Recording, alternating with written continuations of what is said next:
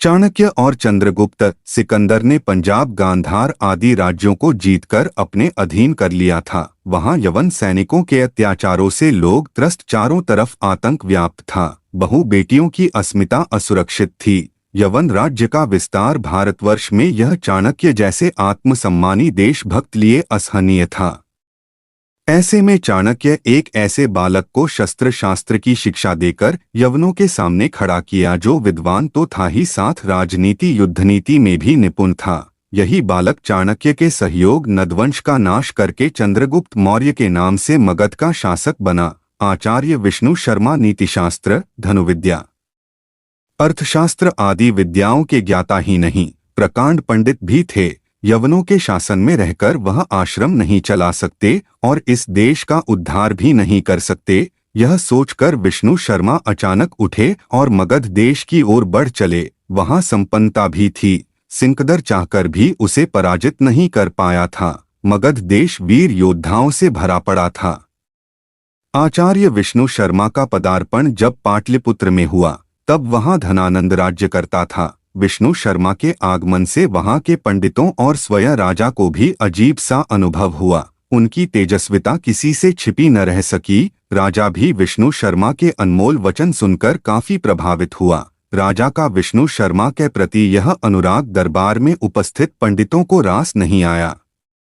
तभी एक पंडित खड़ा होकर बोलने लगा, महाराज क्षमा करें, जिसको इतना आदर सम्मान आप दे रहे हैं, हम सभी राजपंडितों की यह इच्छा है कि इस बारे में विचार किया जाए कि यह पंडित राज सम्मान के योग्य है या नहीं। यवनों की आंखें आजकल हमारे राज्य पर ही टिकी हैं। कौन जाने यह ब्राह्मण उनका भेजा कोई गुप्तचर हो। तक्षशिला यवनों के अधीन है और ये ब्राह्मण देव वहीं से आए हैं। ऐसे में क्या यहाँ शरण देना खतरनाक नहीं होगा? यह गुप्तचर ही है।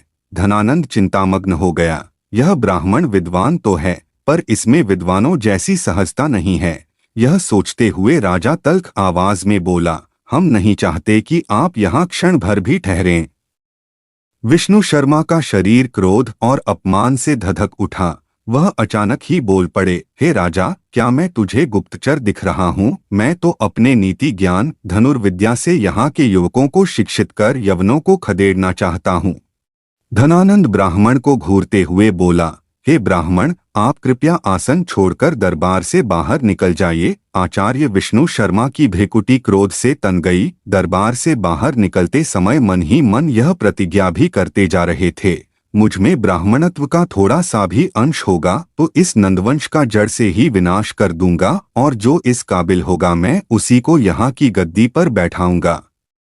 यह कहते हुए विष्णु शर्मा ने अपनी शिखा खोल दी और उसी क्षण यह संकल्प लिया, अब यह शिखा तभी बंधेगी। चलते चलते अचानक ही उनके पैर रुक गए और बरबस ही ध्यान उधर चला गया जहां कुछ बच्चे खेल रहे थे।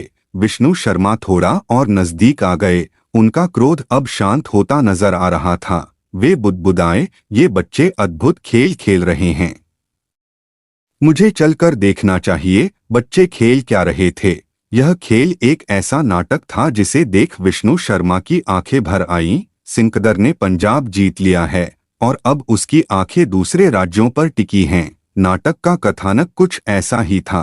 तभी विष्णु शर्मा की नजर 15 वर्षीय बालक पर जा ठहरी। वह बालक आर्यों के सम्राट की भूमिका में था और उसके चेहरे पर गजब का तेज था, विश्वास था। नाटक समाप्त होने के बाद विष्णु शर्मा उस बालक के करीब आकर बोले, क्या मैं तुम्हारा हाथ देख सकता हूँ? बालक ने बड़ी ही नम्रता से बोला, क्यों नहीं, अति सुंदर, बहुत खूब, तुम विलक्षण हो। बालक, क्या तुम मेरे शिष्य बनोगे? मैं चाहता हूँ तुम्हें दुनिया की सारी कलाएं और विद्याएं सिखा दूं।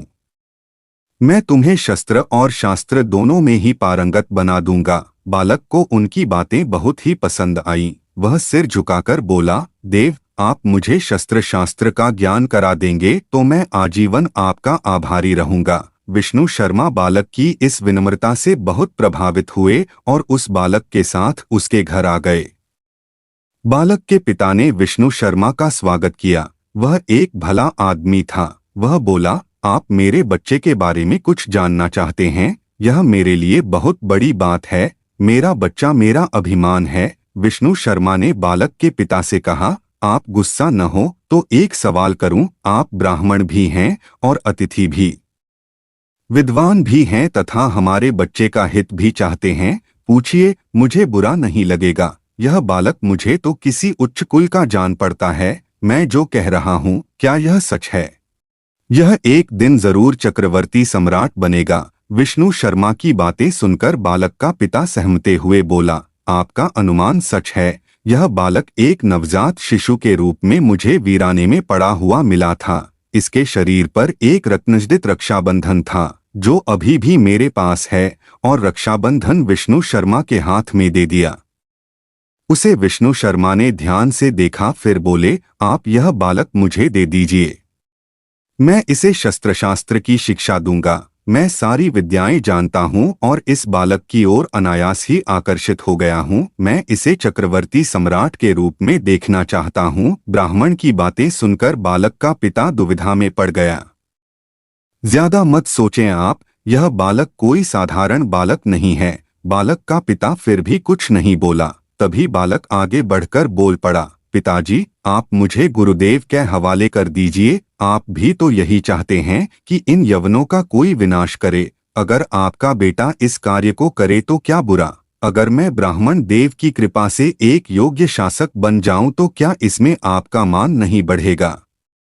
पिताजी, आप चिंता न करें। मैं यवनों को यहाँ से खदेड़कर एक ऐसा राज्य सबको दूंगा कि वह मगध राज्य जैसा होगा। वह बालक को देखते हुए बोले, मेरा बच्चा मगध देश के सिंहासन पर बैठेगा और राज्याभिषेक मैं अपने हाथों से करूंगा। याद रख, तुझे मगध देश का सम्राट बनना है। पिता के वचन सुनकर बालक स्तब्ध रह गया। मुझे पूर्ण विश्वास है कि आपको चाणक्य और चंद्रगुप्त का प्रसंग प्रेरणादायक लगा होगा। यदि आप चैनल पर नए हैं तो कृपया चैनल को लाइक करें, कमेंट करें और अपने सभी मित्रों और रिश्तेदारों को शेयर करें। मेरे विशेष अनुरोध पर वीडियो के ठीक नीचे दिए हुए बेल आइकन को दबाकर ऑल पर क्लिक कर सब्सक्राइब अवश्य करें। आप सबको मेरी प्यार भरी राधे राधे।